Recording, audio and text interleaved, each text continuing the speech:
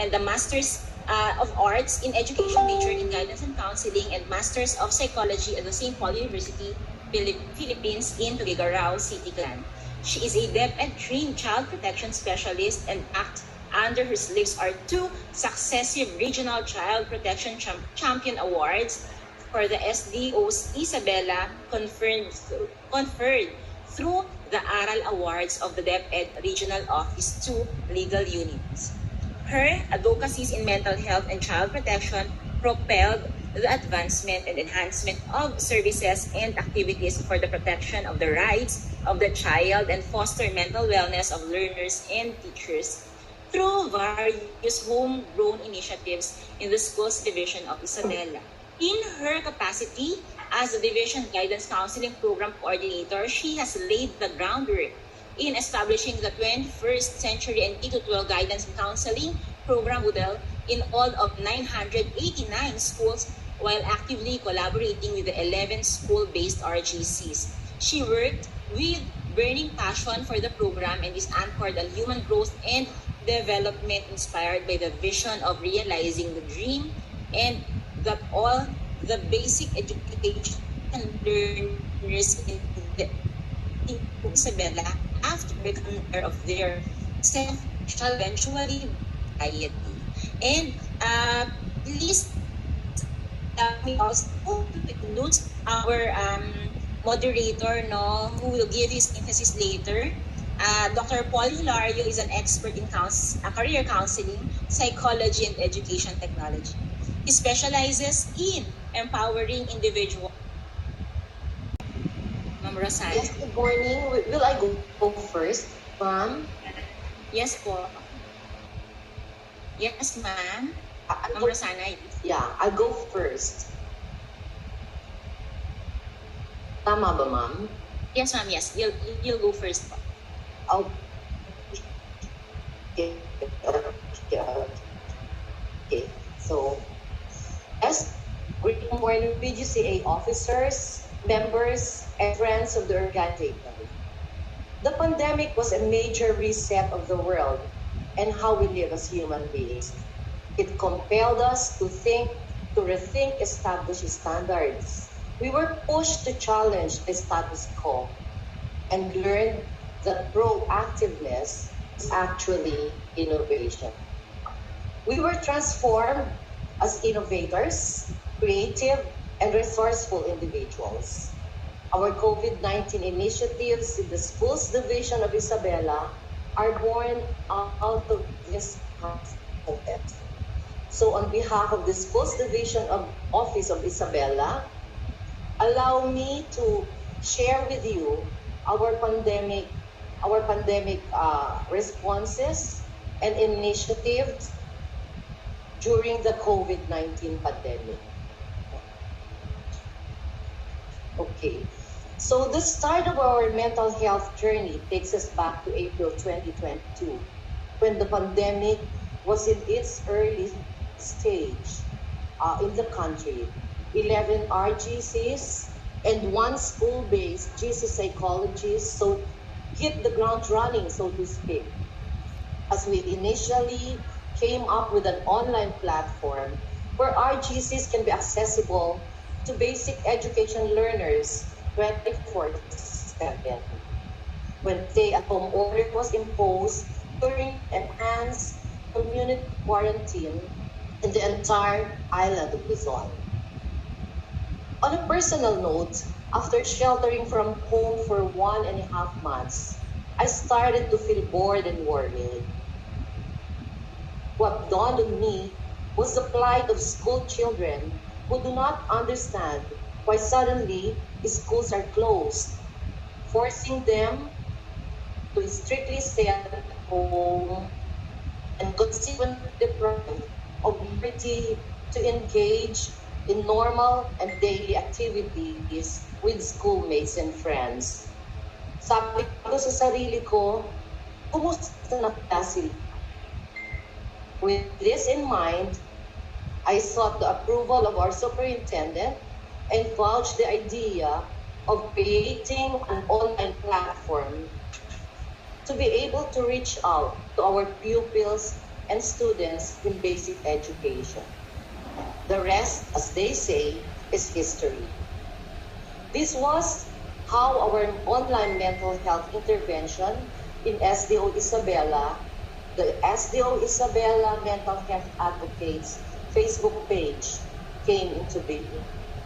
Prior to this, the Division TWG in Guidance and Counseling, composed of RGCs, had been organized. Hence, a framework was already in place down to the school-based guidance teacher advocates, ready to facilitate referrals on mental health issues and concerns of learners, as well as teaching and teaching personnel amid these difficult times. In my official capacity as the Division Guidance Coordinator, I took upon myself to join RGCs and city designates to recalibrate and transform their school guidance and counseling programs into pandemic. This call to action aims to address current needs aligned to the locally crafted basic education learning continuity plan of SDO Isabela, our version of DepEd's blueprint response for education to continue amidst the pandemic. As a result, school-based initiatives began to unfold, which included mental health infographics flooding school ages, virtual online sharing of personal testimonies by learners who were benefited by online psychosocial services. Most in perspective is school FB page. School children were informed that help is just a message or call away. In some schools, locally crafted mental health flyers were printed and distributed along the modules. One noteworthy school intervention, among others, is a student peer organization affiliated with the National Youth Commission that actively shifted in a digital platform to access schoolmates with adjustment difficulties in distance learning and personal social issues during this challenging time. Trained by an RGC advisor, student peer helpers listen to their peers, recognize their issues and concerns, and assisted them in their academic and psychosocial struggles within the context of these trying times.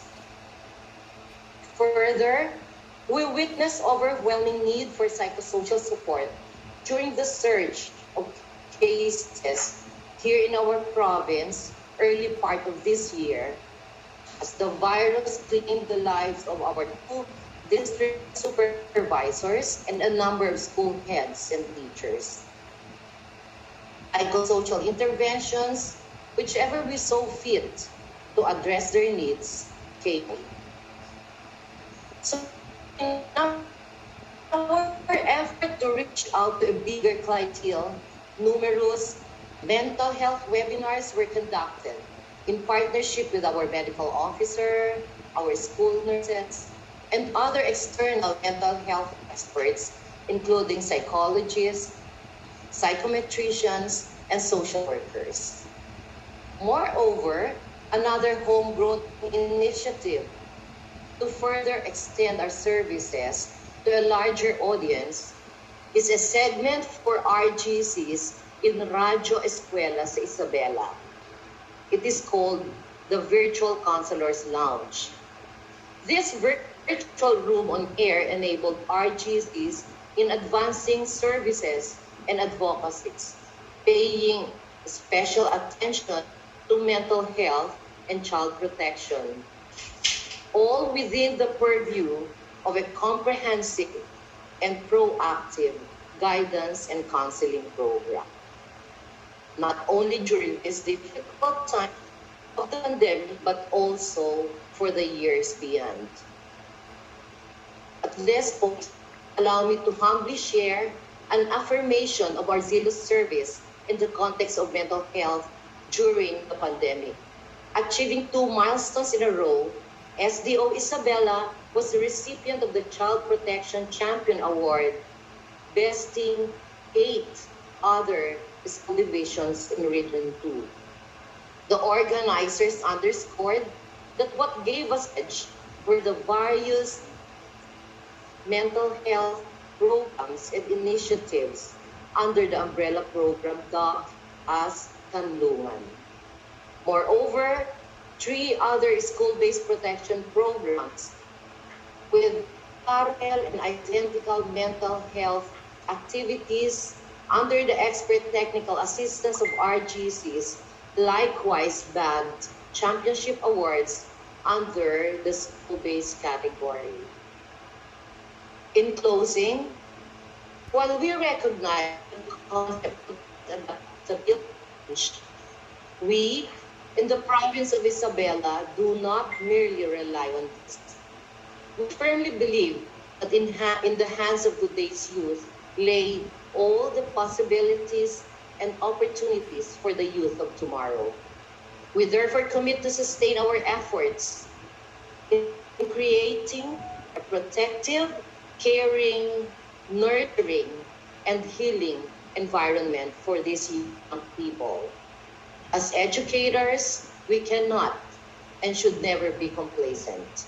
Not if we treasure our future as family, community, country, and humankind. With that, I say magandang po at maraming salamat. Thank you.